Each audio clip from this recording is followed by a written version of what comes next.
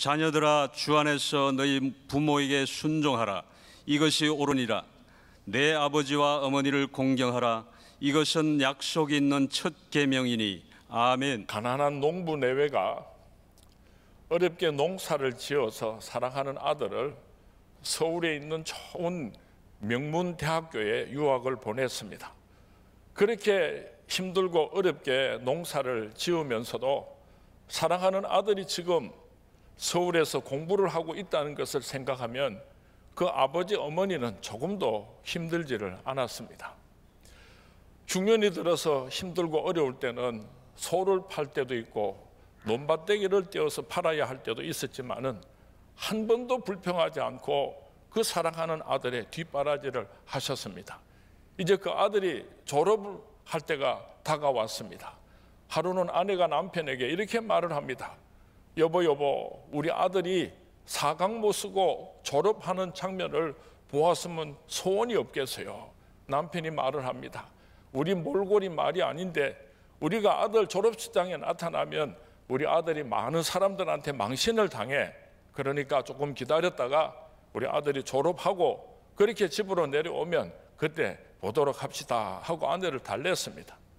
밤에 잠을 자려고 하는데 아내가 또 남편을 조릅니다. 여보, 나 그래도 우리 아들 사강모 쓰고 졸업하는 거 꼭 보고 싶어요. 그래서 남편이 달랩니다. 그러면 한 가지 약속을 해라.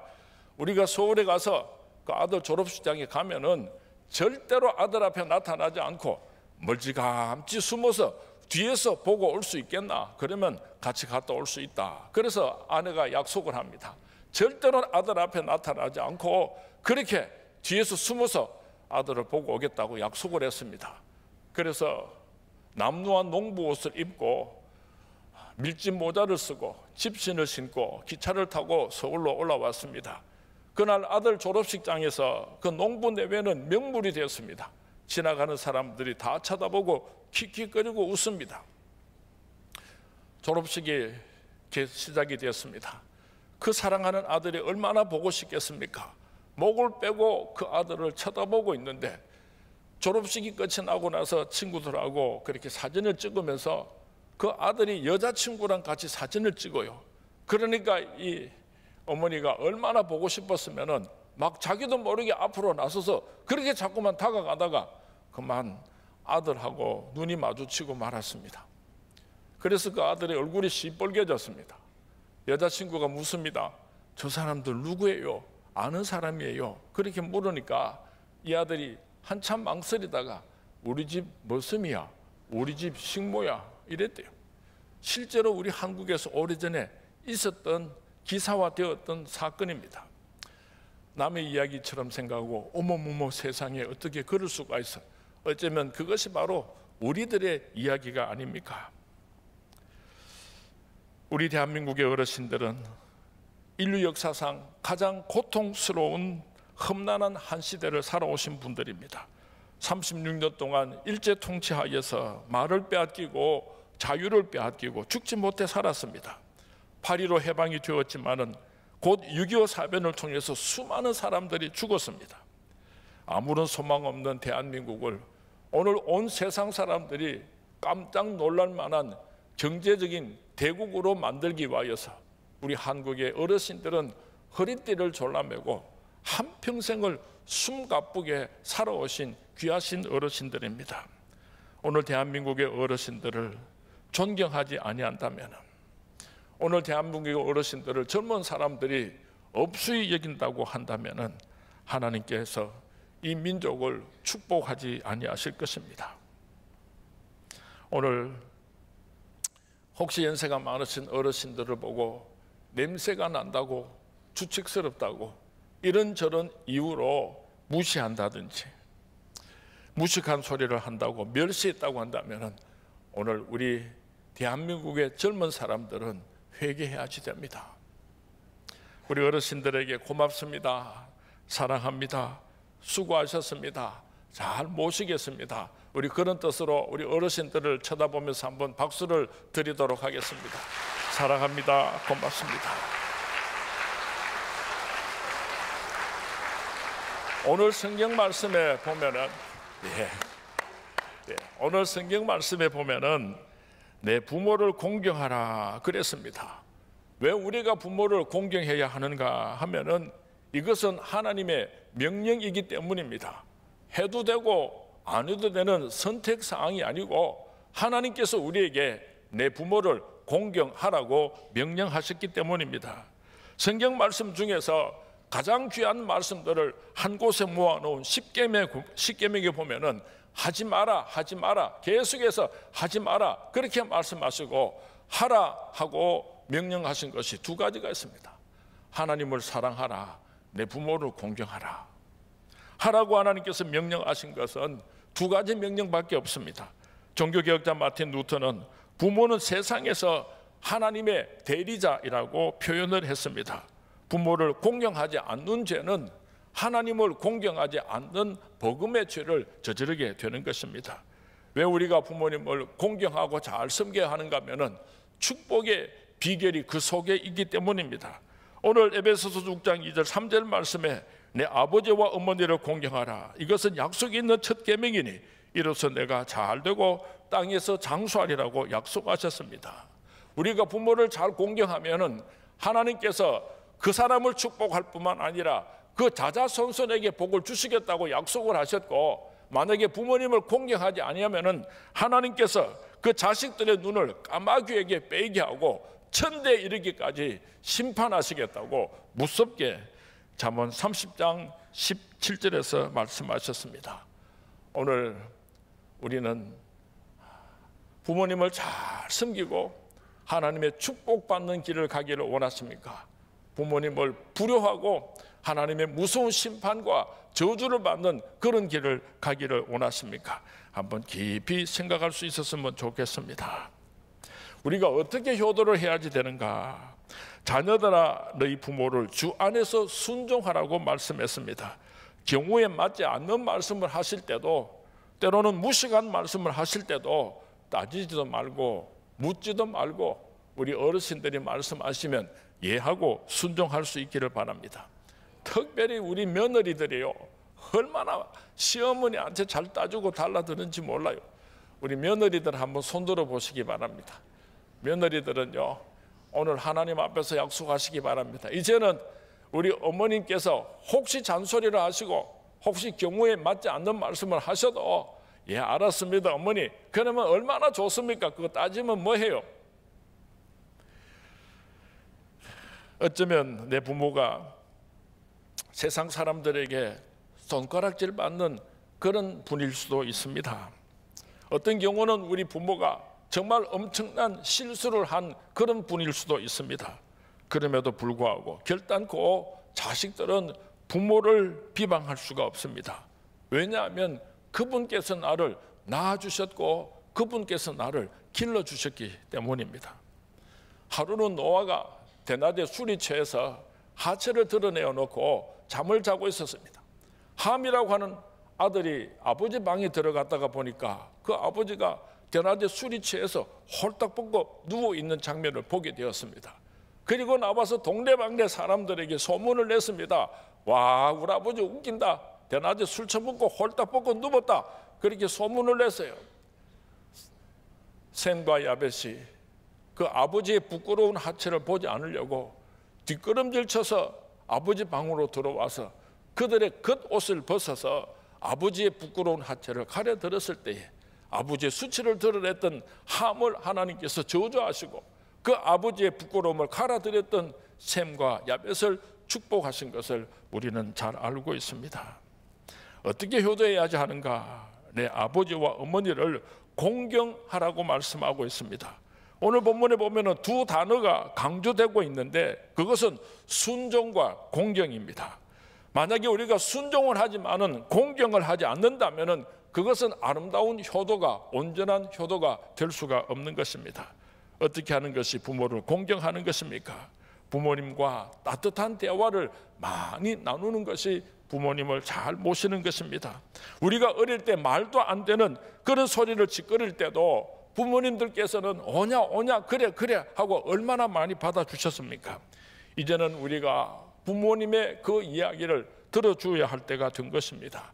하루에 10분만이라도 부모님들과 대화할 수 있는 시간을 만들 수 있게 되기를 바랍니다. 우리 부모님들이 제일 좋아하는 이야기가 있습니다. 어쩌면 그렇게 건강하세요, 백수하시겠어요? 그러면 참 좋아하십니다. 아버지, 저는 아버지를 닮아서 이렇게 잘생겼다고 해요. 엄마를 닮아서 이렇게 머리가 좋다고 해요. 그렇게 하면 부모님들이 얼마나 좋아하는지 모릅니다. 저희들을 키운다고 얼마나 수고하셨어요. 어머님 음식 솜씨가 제일이에요. 어디 가서도 이렇게 맛있는 된장찌개를 먹어본 적이 없어요. 어쩌면 그렇게 기억력이 좋으세요. 젊은 나보다도 더 기억력이 좋으시네요. 그러면 부모님들이 그렇게 좋아하신답니다. 오늘부터 한번 우리 부모님들에게 따뜻한 대화를 많이 나눌 수 있는 하나님의 아들과 딸들 될 수 있기를 바랍니다. 두 번째로는요, 우리 부모님들의 필요한 것을 채워드려야지 됩니다. 우리가 어렸을 때에 부모님들께서 얼마나 많은 필요를 채워주셨습니까? 먹을 것, 입을 것, 그리고 모든 필요한 것들을 다 채워주셨습니다. 이제는 부모님들이 나이가 많아서 늙었습니다. 우리의 도움을 기다리고 계십니다. 우리가 채워드려야 할 것이 얼마나 많은지 모릅니다. 필요한 부분을 채워드리는 것이 바로 효도인 것입니다. 여러분 가정에 여러분 자녀들을 기르다가 운동화를 사준다든지 옷 한 벌을 사준다고 해도 백화점에 가서 메이커 있는 거 비싼 거 골라가지고 싸우면서 부모님에게 옷을 선물한다든지 무슨 선물을 할 때는 우리 대구로 말하면 저 서문시장 옆에 골라표가 있습니다. 골라천원, 골라천원. 그런 걸 떡 사가가지고 부모님에게 선물이라고 내놓으면요, 여러분 한번 따라 하십시오. 콩 심는데 콩 나고 팥 심는데 팥 난다. 여러분의 자녀들이요, 불꽃 같은 눈으로 자기 아버지 어머니 행위를 쳐다보고 있습니다. 만약에 여러분들이 부모님에게 좋은 선물을 해드리고 여러분 자녀들에게 좀 좋지 못한 것을 선물하니까 아이들이 막 불평을 합니다. 옷에 이런 옷을 입는 사람이 어디 있어요? 이런 신을 신는 사람이 어디 있어요? 막 화를 내는데, 야들아 미안하다. 아버지, 할아버지, 할머니 선물하고 나니까 너희들에게 좋은 거 못 해줘서 미안하구나. 이러면은요, 겉으로는 입이 툭 튀어나가지고 불평을 하는 것 같지만은요, 속으로는 야, 우리 엄마 대단하다. 야, 나도 이 다음에 엄마처럼 꼭 그렇게 하겠습니다. 이게요, 콩 심는데 콩 나고 팥 심는데 팥 나는 것입니다. 자식들한테 비싼 거 사주면서, 그리고 부모님들한테는 싸구려 사주면서 이 다음에 너희들 시집장가 가면 내인테 잘해리 이러면요, 겉으로는 응 하지만 속으로는 웃기는 소리 하고 앉았네. 이 콩 심는데 콩 나고 팥 심는데 팥 나는 것입니다. 어르신들이 이 세상에 살면 얼마나 더 잘 살겠습니까? 한 번은 제가 우리 아버님 핸드폰을 사러 갔는데요, 우리 아버님이 연세가 지금은 95이신데 한 90쯤 되셨을 때 핸드폰을 사러 갔는데, 우리 아버님은 연세가 많으니까 핸드폰 기능 중에서 쓸 수 있는 것이 그렇게 많지 않습니다. 그래서 좀 값싼 것을 살라고 우리 아버님이 연세가 90이시니까 어르신들이 쓸 수 있는 그런 편한 핸드폰을 좀 추천해 주십시오. 그렇게 제가 말을 해놓고는요, 제가 얼마나 속이 상했는지 몰라요. 우리 아버님 사시면 얼마나 사신다고 그 핸드폰을 사면서 좀 싸구려를 살려고 했던가, 그런 쫀쫀한 나 자신이 너무 괘씸하고 미워가지고 견딜 수가 없었어요. 그래서 제가 이 집에서 제일 비싼 거 최신형 주십시오. 그렇게 아버님에게 선물을 한 적이 있습니다. 우리는 얼마든지 즐길 수 있는 세월이 남아있지만은 어르신들은 한평생을 수고하고 오늘까지 살아오시고 이제 얼마 남지 않은 삶의 한 토막을 붙들고 사시는데, 우리 젊은 사람들이 어르신들 섭섭하게 안 했으면 좋겠습니다. 마가복음 7장 9절에서 13절 말씀에 보면 이런 내용이 있습니다. 또 이르시되 너희가 너희 전통을 지키려고 하나님의 명령을 잘 저버리는도다. 모세는 내 부모를 공경하라 하고 또 아버지나 어미를 모욕하는 자는 죽임을 당하리라 하였거늘, 너희는 이르되 사람이 아버지에게나 어머니에게나 말하기를 내가 드려 유익하게 할 것이 고르반 곧 하나님께 드림이 되었다고 하기만 하면 그만이라 하고, 자기 아버지나 어머니에게 다시 아무것도 하여 드리기를 허락하지 아니하여 너희가 전한 전통으로 하나님의 말씀을 폐하며 또 이 같은 일을 많이 행하느니라. 예수님께서 무슨 말씀을 하셨는가 하면은 옛날에 유대 사람들은 하나님께 드리기 위하여서는 부모님에게 공경하지 않아도 된다는 그런 전통이 있었습니다. 그래서 하나님 앞에 예물을 드리는 것이 인색하고 아까운 사람들은 고르반 하나님께 드린 바 되었다 그렇게 외치기만 하면은 부모님을 효도하지 않아도 아무런 죄가 되지 않는다고 생각을 하고 그렇게 고의적으로 부모님을 공경하지 않는 죄를 저질렀는데 예수님께서 이것이 무서운 죄악이라고 지적을 하셨던 것입니다. 다시 말하면 오늘 우리가 하나님 앞에 헌금을 많이 드리고 교회 충성 봉사를 하기 위해서 그러다가 보니까 부모님을 잘 공경하지 못했습니다. 그렇게 변명하면은 하나님께서 그것을 인정하지 않는다는 것입니다. 여러분에게 묻고 싶습니다. 여러분들이 부모에게 순종함으로 삶에 나타난 분명한 흔적이 있습니까? 나의 삶에서 부모님을 공경하다가 나의 삶에 상처난 경제적인 흔적이 있습니까? 나의 삶 속에서 부모님을 위하여 희생한 흔적이 있습니까? 나의 삶 속에서 부모님을 위하여 나의 의지가 꺾이는 그런 경험이 있습니까? 부모님께서는 나를 위한 흔적을 가지고 계십니다. 깊이 패인 주름살에서 그 흔적을 찾아볼 수가 있고 구부러진 허리에서도 우리를 사랑하신 흔적을 발견할 수가 있습니다. 피곤하고 지친 모습에서도 우리 부모님의 흔적을 발견할 수 있습니다. 나는 나를 낳아주시고 길러주신 부모님에게 어떤 흔적을 가지고 있습니까? 말로만 사랑한다고 고백해서는 안 되는 것입니다. 부모님을 사랑하는 흔적을 가질 수 있기를 바랍니다. 예의를 갖추어야지 됩니다. 함부로 말하면 안 돼요. 그림자도 밟아서는 안 됩니다. 공경하라, 내 부모를 공경하라는 이 말씀 속에 그 원문은 내 부모를 무겁게 여기라, 내 부모를 두려워하라고 하는 뜻을 가지고 있습니다.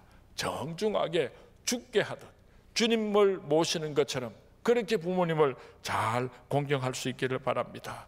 가장 큰 효도가 있다고 한다면 그것은 예수 믿고 천국 가게 해드리는 것이 가장 큰 효도입니다. 지옥이 어떤 곳입니까? 예수 믿지 않는 사람들은 다 지옥불에 들어가게 됩니다. 영원히 꺼지지 않는 유황불이 타는 곳으로 들어가야 합니다.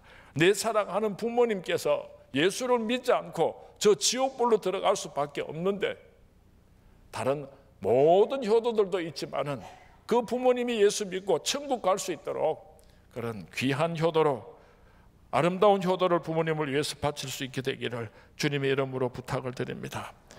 효도는 부모님께서 살아 계실 때 하는 것입니다.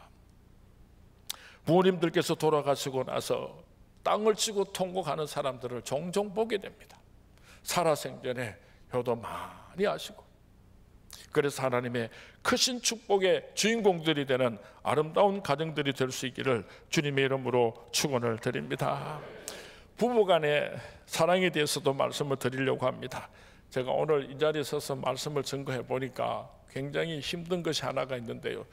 우리 교회는 제가 설교할 때 원고하고 제 마이크하고 이 거리가 요만치 가까워서 이렇게 편안하게 말씀을 전가할 수 있는데 오늘 이 비전교회 와서 우리 오 목사님 서신 자리에서 보니까 원고가 너무 멀어가지고 원고를 안 보고는 설교를 못 하겠고 원고를 보려니까 한참 원고가 멀어가지고 잘 읽지를 못하겠습니다.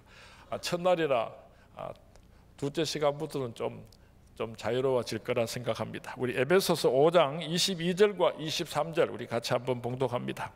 에베소서 5장 22절에서 25절까지 말씀 우리 같이 봉독합니다. 시작. 아내들이여 자기 남편에게 복종하기를 주께 하듯 하라.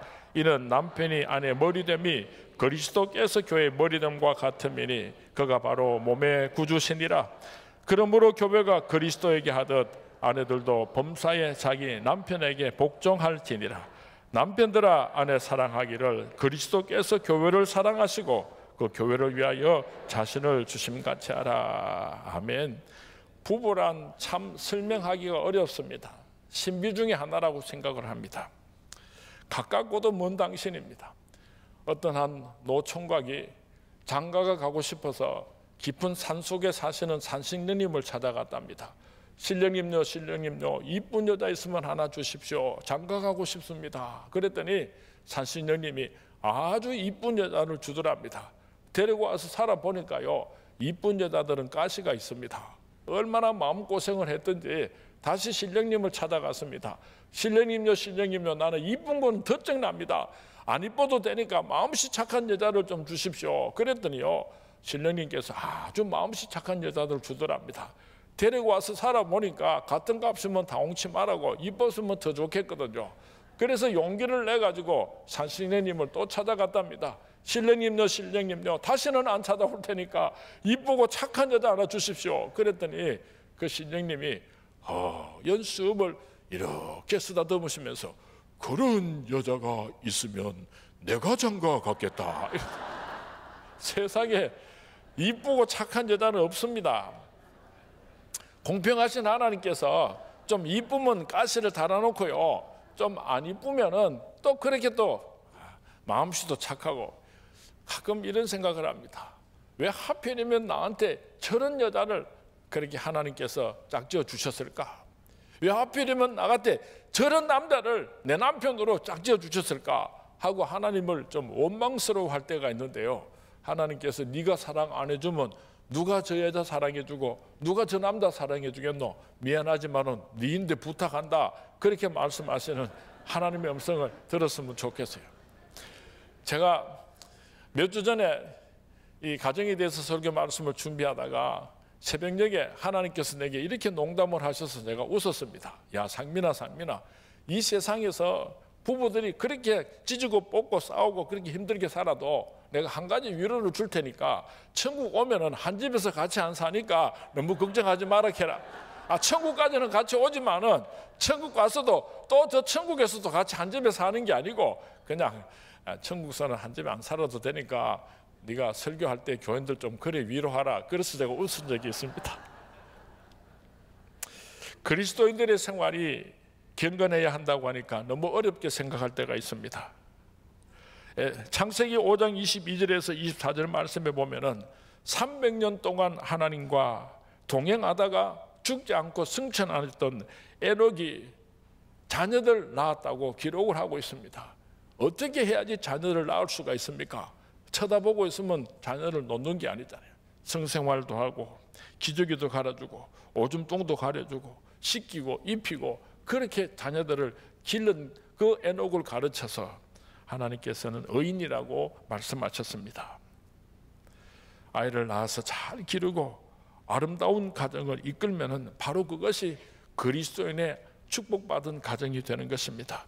오늘 성경 말씀에 보면은 아내들이여, 남편과 아내가 가정에서 아내들이 더 소중하기 때문에 아내의 역할이 더 중요하기 때문에 아내들에게 먼저 권면을 시작하고 있습니다. 한번 여자들만 따라 하시기 바랍니다. 아내들이여, 자기 남편에게 복종하기를 죽게 하듯 하라. 죽게 하듯 하라. 아내는 왜 남편에게 복종해야 하는가? 먼저 한번 생각해 보기를 원하는 것은 여자들은요, 자기 남편에게 복종하시기 바랍니다.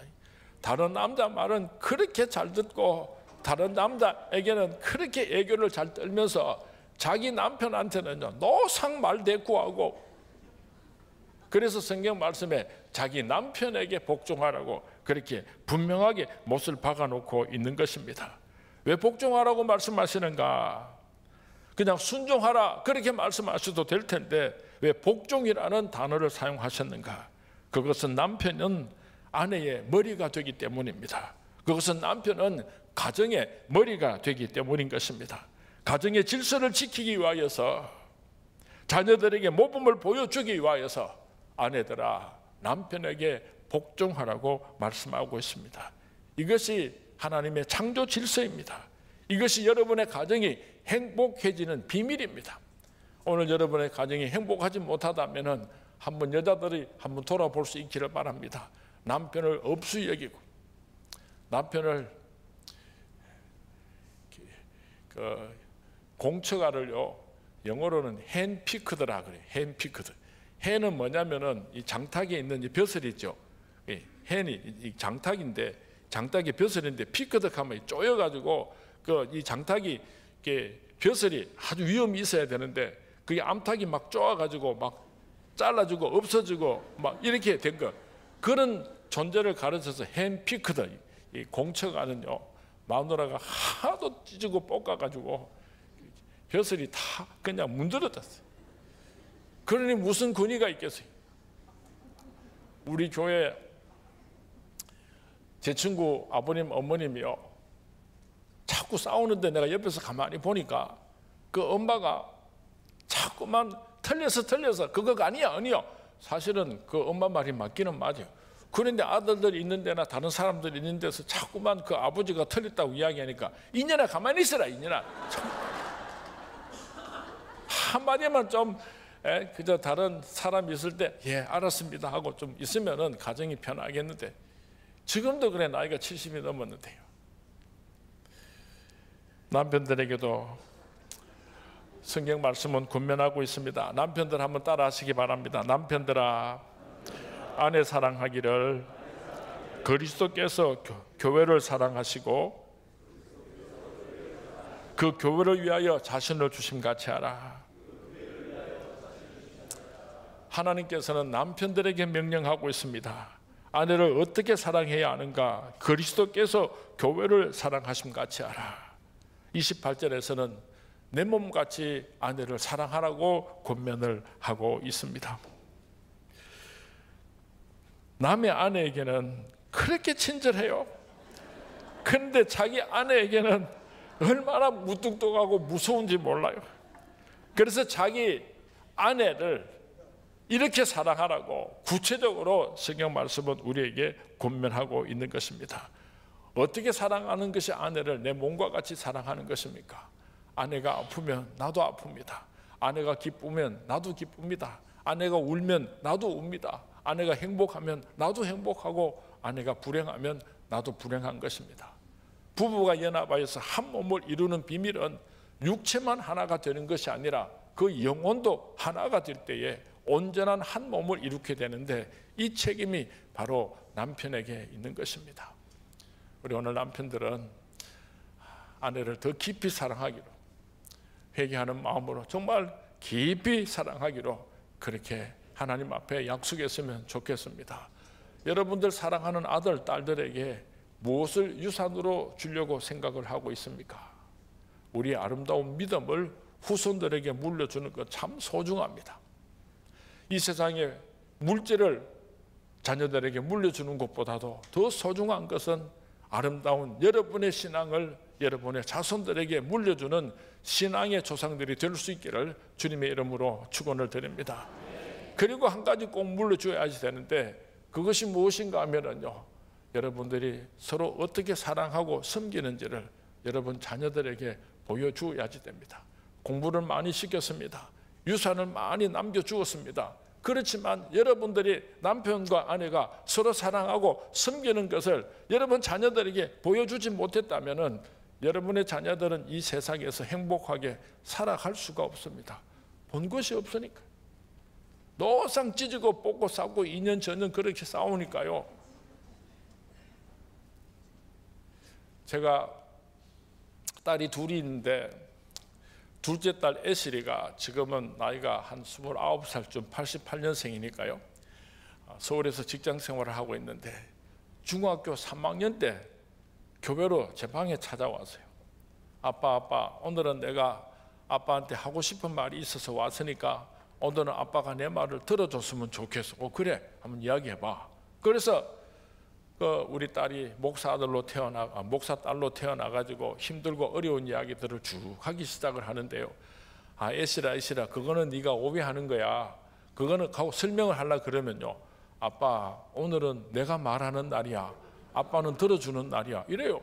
그래서 내가 아무 소리도 못하고 알았어 하고 계속해서 우리 딸이 나한테 하는 이야기를 3시간 4시간 동안 들어준 적이 있습니다. 그런데요, 참 내가 얼마나 놀랐는지 몰라요. 나는 우리 딸을 사랑한다고 생각을 했고 또 우리 딸은 모든 것을 다 이해해주고 있을 것이라고 생각을 했는데 우리 딸이 자기가 마음 아팠던 거 상처 입었던 이야기들 하는데요, 내가 고개를 들 수가 없었어요. 그리고 맨 마지막에 가서 애실이가 나에게 이렇게 말을 했어요. 아빠 내가 오늘까지 살아오면서 가장 힘들고 어려웠던 것은 엄마 아빠가 싸울 때야. 그럴 때는 나 죽고 싶어서. 그래요. 난 부끄러워서 얼굴을 들 수가 없었어요. 애실아 미안하다. 애실아 아빠가 잘못했다. 애실아 미안하다. 내가 우리 딸의 손을 잡고 정말 회개를 하고, 그날 이후로 저는요 우리 집사람에게 고함 지르지 않습니다. 우리 집사람하고 싸울 수가 없습니다. 여러분 한번 생각해 보세요. 이제 한 2개월 3개월밖에 되지 않은 갓난 아기를 엄마가 가슴에 안고 그렇게 부부 싸움을 하면요, 고함을 지르면서 싸움을 하면 이 갓난 아기가요 심장이 벌렁벌렁 터질 것 같아요. 잔인하지 않아요? 여러분 가정의 자녀들이 초등학생, 중학생, 고등학생, 아니 그보다 더 큰 그런 아들, 딸들이 있다고 하더라도 여러분들이 서로 고함을 지르고 욕을 하고 싸우면요 집에 있고 싶겠습니까? 왜 자녀들이 탈선합니까? 아무리 힘들고 어려워도 서로 사랑하는 모습을 여러분 자녀들에게 보여주면 여러분 자녀들이 얼마나 행복하겠어요. 나도 이 다음에 엄마처럼 살아야지, 아빠처럼 살아야지, 집에 일찍 들어오고 싶을 것 아닙니까? 이제 우리 자녀들이 뭐 세상 살아가는데 돈 못 벌어서 굶어 죽겠습니까? 돈 아무리 많이 벌면 뭐 하겠어요? 아무리 좋은 직장을 가지면 못 하겠어요? 사랑할 줄 모르고 사랑받을 줄 모르는데. 오늘 저녁에 참석하신 우리 하늘비전의 모든 성도님들은 오늘까지 어떻게 살아왔는지 제가 묻지는 않겠습니다. 과거는 흘러갔습니다. 다 지나갔고 두 분 다시는 부부싸움 하지 마세요. 특별히 여러분들의 자녀 앞에서요 고함을 지르고 그렇게 싸운다고 하는 것은요 하나님 앞에서 엄청난 죄를 저지르는 것입니다. 서로 사랑하면서 살기도 아까운 세월을 그렇게 미워하고 원망하면서 살 이유가 있겠습니까? 우리 집사람이 참 고집이신 사람이에요.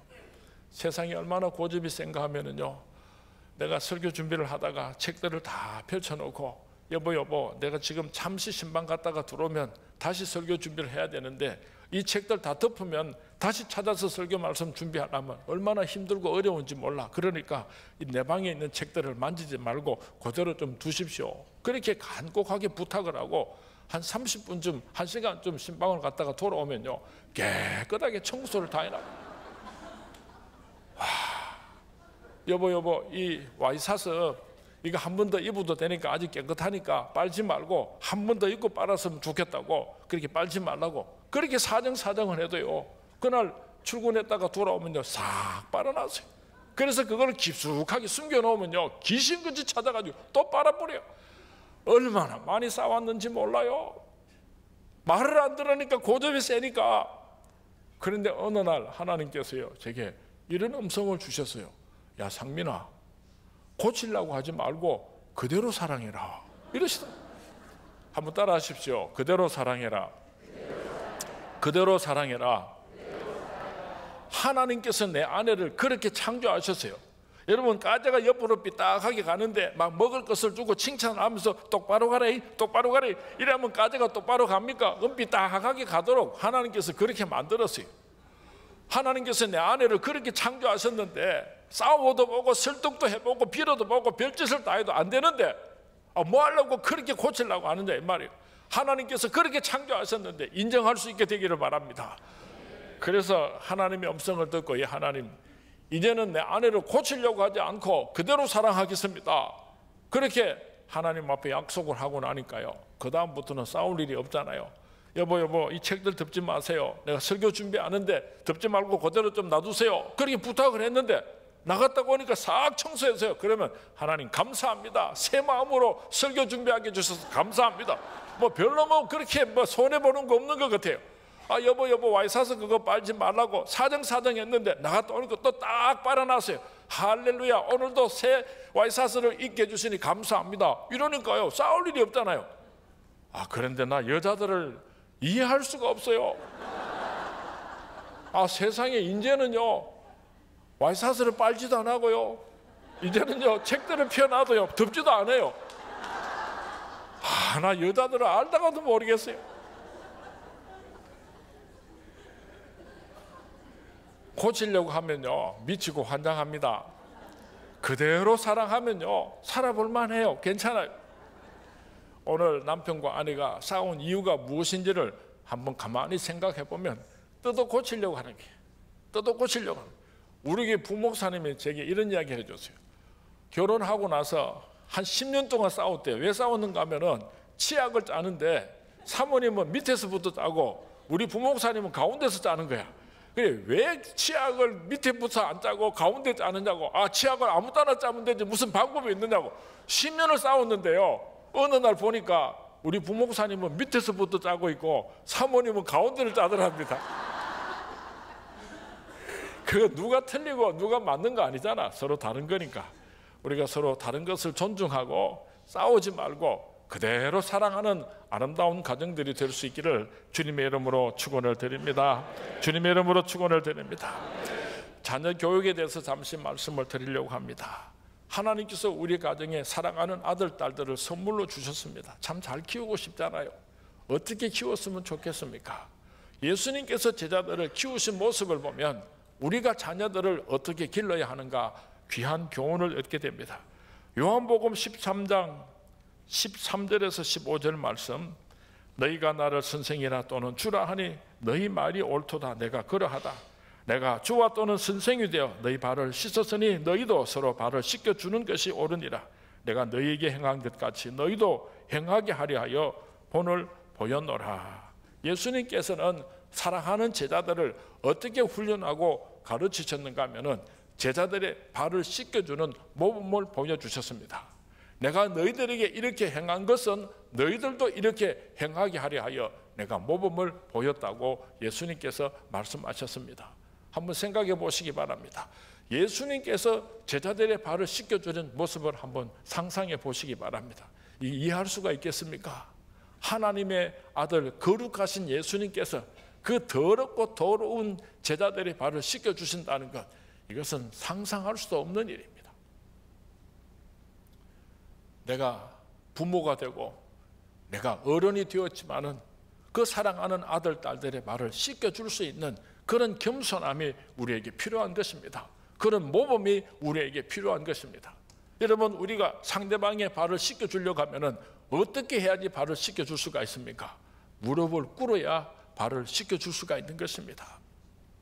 부모라고 하는 권위를 내세우다가 자녀들의 마음에 깊은 상처를 주지 않았으면 좋겠습니다. 예수님께서 제자들의 발을 씻겨주셨는데 내가 내 사랑하는 아들, 딸들의 발을 씻겨주는 것이 무엇이 그렇게 어렵겠습니까? 저희 교회는 전통이 하나가 있습니다.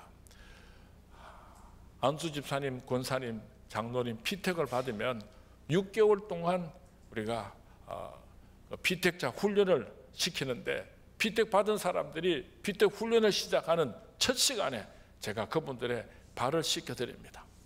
예수님께서 제자들의 발을 씻겨주신 것처럼 내가 집사님의 발을 씻겨드립니다.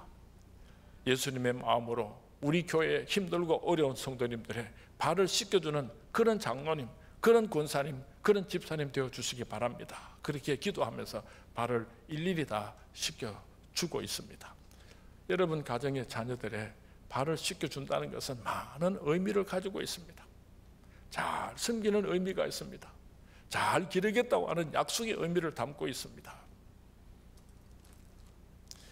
내가 만약에 예수님이었다고 한다면 가룟 유다의 발은 씻어주는 것이 어려웠을 것 같아요.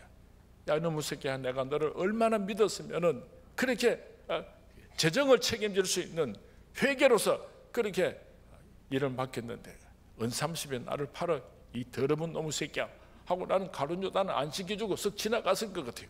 베드로, 이놈의 새끼 다른 사람은 몰라도 나는 절대로 예수님 배반하지 않겠습니다. 큰 소리 쳐놓고 부인하고 맹세하고 저주하고 도망을 가려고, 이 쓰레기 같은 놈. 제가 만약에 예수님이었으면요, 커다란 돌멩이 하나 지어가지고 베드로 발을 벅벅 문질러가지고 피가 줄줄 나도록 그렇게 했을 것 같아요. 예수님께서 다 발을 씻겨 주셨어요. 제 간증을 하나 하겠습니다. 제가 대학교 2학년 때 아버님하고 심하게 다투었어요. 목사 아들로 태어나서 참 제게는 한이 많았어요. 친구들처럼 마음대로 하지도 못하고, 세상에요, 제가 공부를 좀 못했으니까 학교에서 선생님이 내가 성적이 나쁘면은 야 인마 성적이 왜 이 모양이야 하고 탁 때리면 맞으면 되는데, 목사 아들이 이 새끼 이렇게 하고 탁 때리는 거예요. 뭐 길을 걸어가도요 뒤통수에 대고요 사람들이 저 목사 아들 저간다, 목사 아들 저간다. 이러니까 이 목사 아들이라는 소리가 지금은 내가 참 영광스럽고 자랑스럽지만 목사님도 그렇지? 한때는요 그것이 얼마나 무거운 짐이었는지 몰라요. 그래서 하루는 아버님하고 다툼을 하고는 내가 아버님하고 사생 결단을 내려고 결심을 했습니다. 그런데 맨정신으로는 아버지하고 싸울 수가 없잖아요. 그래서 이제 술집으로 가서 제가 대학교 다닐 때에 그때는 우리가 막걸리를 잘 마셨습니다. 저는 이 덩치도 좋지만 막걸리를 마시면은 보통 한 말 한 두세 대는 한 잔에서 마십니다. 한 말 두세 대는요 주전자로 12개를 마시는 거죠. 그렇게 벌컥 마시고는 내가 술을 마실 때는 아버지하고 싸우려고 그렇게 술을 마셨지만은 술이 취해서 집으로 돌아오는데 그날이 토요일 저녁이었는데요. 내가 이렇게 술 취해서 들어가면 아버지께서 설교 준비하시다가 굉장히 마음이 아프실 거니까 내가 조심해서 들어가야 되겠구나. 그래서 조심해서 제 방으로 들어와서 제 방에 들어와서 침대에 누워서 잠을 자려고 하는데, 그때 우리 사택이 교회 안에 2층집이었어요. 아주 오래된 2층집인데 아버님께서 2층에서 설교 준비를 하시다가 밑으로 내려오셔가지고 제 방으로 들어오시는 거예요. 아이고 죽었구나 싶어가지고 숨을 들이쉬기 시작하는데 계속 들이쉬는데요. 그때 우리 아버님 옆에서 그냥 야 이 새끼야 목사들이 술 처먹고 들어와서 하고 기사대기라도 탁 때리면 나도 한마는 인생이요 하고 막 한판 붙어보겠는데 아무 말씀을 안 하시는 거예요. 그래서 제가 눈을 약간 뜨고 가만히 계신 거예요. 그렇게 한참이나 서 계시다가 한 말씀도 안 하고 문을 열고 나가셨어요. 아이고 살았구나 싶어가지고 숨을 후 내쉬는데 아버님께서 어머님을 깨우시는 소리가 들려요.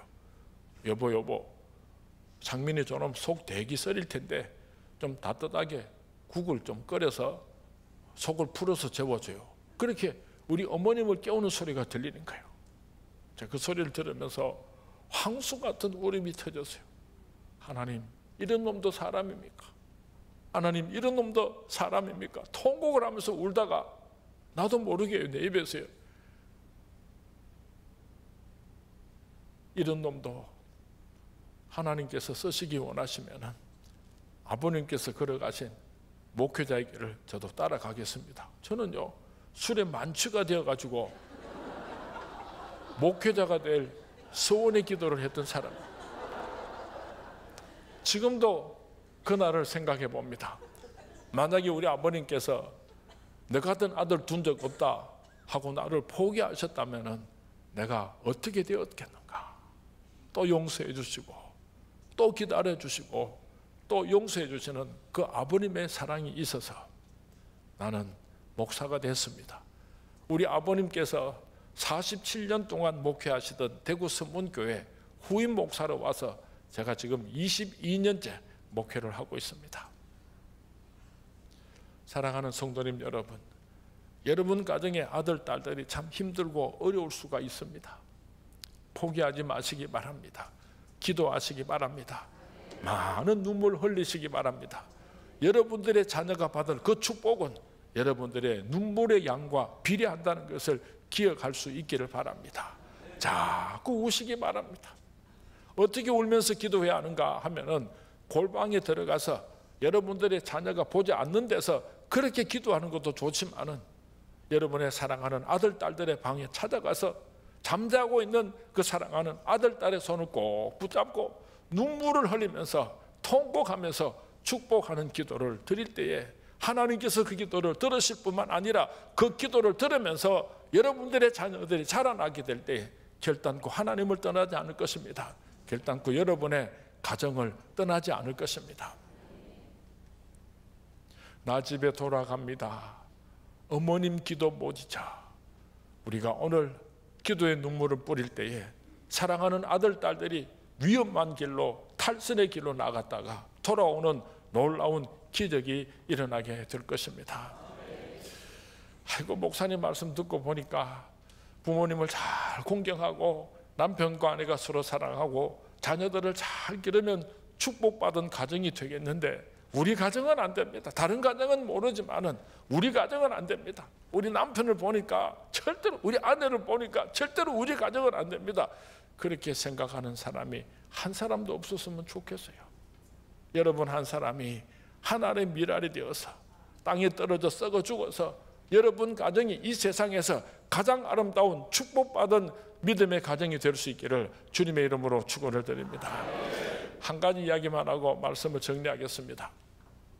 제가 고등학교 2학년 때에 김종택 장로님이라고 하는 공학 박사님이 미국에서 공학 박사 학위를 받고 경북대학교 공과대학 교수로 오시면서 저희 교회에 오셔가지고 등록을 하시고 우리 교회에서 고등부 학생들을 그렇게 고문으로서 지도를 해주셨습니다. 얼마나 인자하신지 몰라요. 얼마나 사랑이 많으신지 몰라요. 그래서 제가 그 김종택 장로님을 누구보다도 존경을 했습니다. 그 집에서 저를 초대하지도 않는데 제가 토요일만 되면 그 집에 찾아갔어요. 가서 밥도 얻어먹고 같이 놀다가 그렇게 집에 오고 이러니까 그 집에 김종택 장로님의 딸 가운데 한나라고 저보다 2살 어린 그런 자매가 있었는데 제가 한나를 좋아해서 찾아간 건 절대로 아닙니다. 근데 여러 달을 그렇게 그 집에 자주 놀러 갔는데 한 번은 한나라고 하는 그 자매가 내가 집으로 오려고 하니까 저를 불러요. 오빠 왜 우리 집에 그렇게 자주 오는 거야? 그래서 제가 좀 미안하고 창피하지만은 솔직하게 이야기를 했습니다. 사실은 우리 아버지는 목사님이지만은 너무 무서워. 그래서 우리 집에는 웃을 일도 없고 아버지는 너무너무 무서워서 숨도 제대로 못 쉬고 그런데 네 아버지는 너무 인자하고 사랑이 많으니까 내가 장로님 집에 와서 있으면 얼마나 행복하고 좋을까. 그래서 내가 찾아오는 거야 하고 이야기를 했더니요. 그 한나 자매가요. 입을 딱 벌리고 나를 쳐다보더니 이렇게 말을 해요. 오빠 우리 아버지 너무너무 무서워. 오빠 집에 왔다가 가고 나면 우리는 숨도 못 쉬어. 나는 목사님 집에 딸로 태어났으면 얼마나 좋을까 하고 그렇게 꿈도 꾸고 그렇게 기도하는데 우리 아빠 무서워 막 이러는 거예요. 얼마나 제가 그날 충격을 받았던지요. 그날 이후로 다시는 김종택 장로님 집에 놀러 가지 않았습니다. 여러분 다른 집에 뭐 행복해 보이고 뭐 있는 것 같지만은요 막 그렇고 다 그래요. 세상 사는 게. 내가 사는 내 집이 예수님을 모신 내 집이 이 세상에서 가장 행복한 축복받은 가정이 될 수 있기를 주님의 이름으로 축원을 드립니다. 여러분 한 사람 한 사람이 하나님의 미랄이 되셔서 여러분 가정을 이 세상에서 가장 축복받은 아름다운 가정을 만들어 가시기를 주님의 이름으로 축원을 드립니다. 주님의 이름으로 축원을 드립니다.